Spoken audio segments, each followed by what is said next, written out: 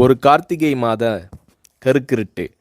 செங்கல்பட்டிலிருந்து படப்பிடிப்பை முடித்துக்கொண்டு எம்ஜிஆர் அவர்கள் நடுநிசி 12 மணி வாக்கில் காரில் வந்து கொண்டிருக்கிறார்.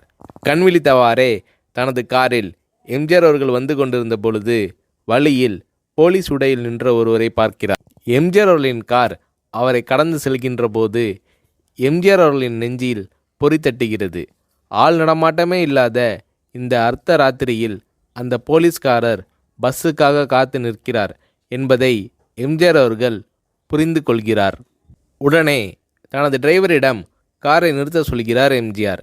கார் பின்னோக்கி வருகிறது.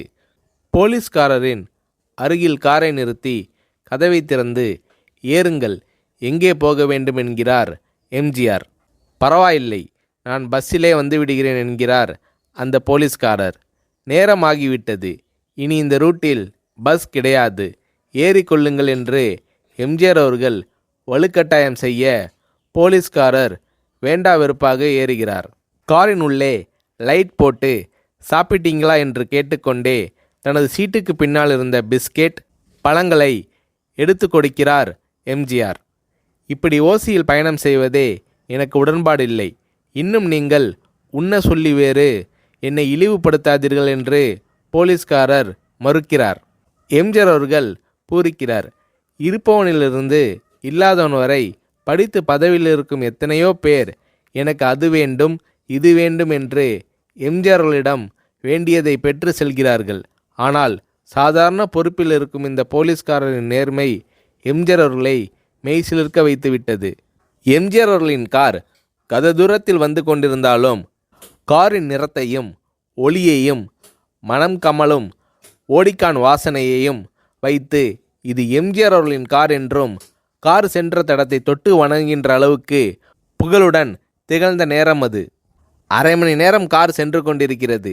ஆனால் அதுவரை எம்ஜிஆர் அவர்களை பற்றி பெரிதாக போற்றி புகழ்ந்து பேசாமல் அந்த போலீஸ்காரர் வந்ததே புரட்சித் தலைவர் எம்ஜிஆர் அவர்களுக்கு அந்த போலீஸ்காரர் மீது மரியாதையை கூடுதலாக்கியது. நான் தான் எம்ஜிஆர் என்கிறார் எம்ஜிஆர். கேள்விப்பட்டிருக்கிறேன் என்கிறார் அந்த போலீஸ்காரர். பொன்மனச்செம்மல் எம்ஜிஆர் அவர்களின் முகத்தில் கோபம் இல்லை, பதிலுக்கு பொன்முறுவல் மலர்கிறது. என் படங்களை பார்த்து இருக்கிறீர்களா என்று கேட்கிறார் எம்ஜிஆர். நான் சினிமாவே பார்ப்பதில்லை என்கிறார் அந்த போலீஸ்காரர். புரட்சித் தலைவர் எம்ஜிஆர் அவர்கள் இன்னும் பிரமிக்கிறார். இப்போது கார் சத்தத்தை தவிர ஒரே நிசப்தம். போலீஸ்காரர் தனது வீட்டிற்கு 1/2 கிலோமீட்டர் தூரத்திற்கு முன்பே காரை நிறுத்த சொல்லி இங்கேயே இறங்கிக் கொள்கிறேன் என்கிறார்.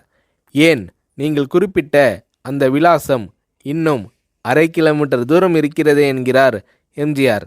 சாதாரண போலீஸ் உத்தியோகத்தில் இருக்கும் நான் காரில் வந்து இறங்கினால் என் வீட்டிற்கு அருகில் உள்ளவர்கள் என்னை தவறாக நினைத்து கொள்வார்கள். இதுவரை இப்படி நான் யார் காரிலும் ஓசியில் வந்து பழக்கமில்லை. நீங்கள் இவ்வளவு தூரம் செய்த உதவிக்கு நன்றி என்கிறார் அந்த போலீஸ்காரர். புரட்சித் தலைவர் எம்ஜிஆர் அவர்கள் அதற்கு மேல் எதுவும் பேசவில்லை. அவர் எந்த போலீஸ் ஸ்டேஷனில் பணிபுரிகிறார் என்பதை மட்டும் கேட்டு தெரிந்து கொண்டு கிளம்புகிறார். அடுத்த நாள் செங்கல்பட்டு போலீஸ் ஸ்டேஷனுக்கு ஃபோன் செய்து நான் எம்ஜிஆர் பேசுகிறேன் என்கிறார் எம்ஜிஆர். ஃபோனை எடுத்த டிஎஸ்பி உதறலோடும் உற்சாகத்தோடும் தலைவரே வணக்கம் என்கிறார். இரவு சந்தித்த போலீஸ்காரரை பற்றி விசாரிக்கிறார் எம்ஜிஆர். அந்த டிஎஸ்பி சொல்கிறார், நீங்கள் குறிப்பிடும் அவர் இன்று விடுப்பில் இருக்கிறார்.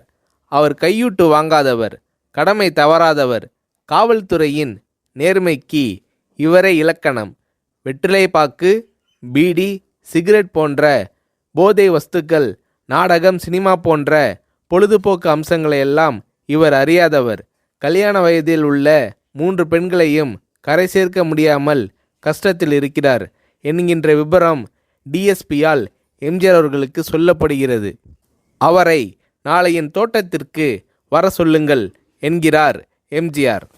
கேட்டுக்கொண்ட டிஎஸ்பி உங்களோடு ஃபோனில் ஆளுக்கு ஒரு வார்த்தை பேச இன்ஸ்பெக்டர், சப் இன்ஸ்பெக்டர் உட்பட எல்லோரும் ஆசைப்படுகிறார்கள்.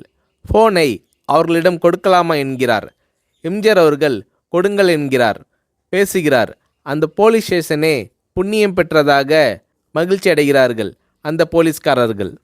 மறுநாள் அந்த போலீஸ்காரர் ராமவரம் தோட்டத்திற்கு அழைத்து வரப்படுகிறார். அவரிடம் பேப்பரில் மடித்த பெரிய பணக்கட்டை கொடுத்து, இதை வைத்து உங்கள் பெண்களின் கல்யாணத்தை நடத்துங்கள் என்கிறார் எம்ஜிஆர்.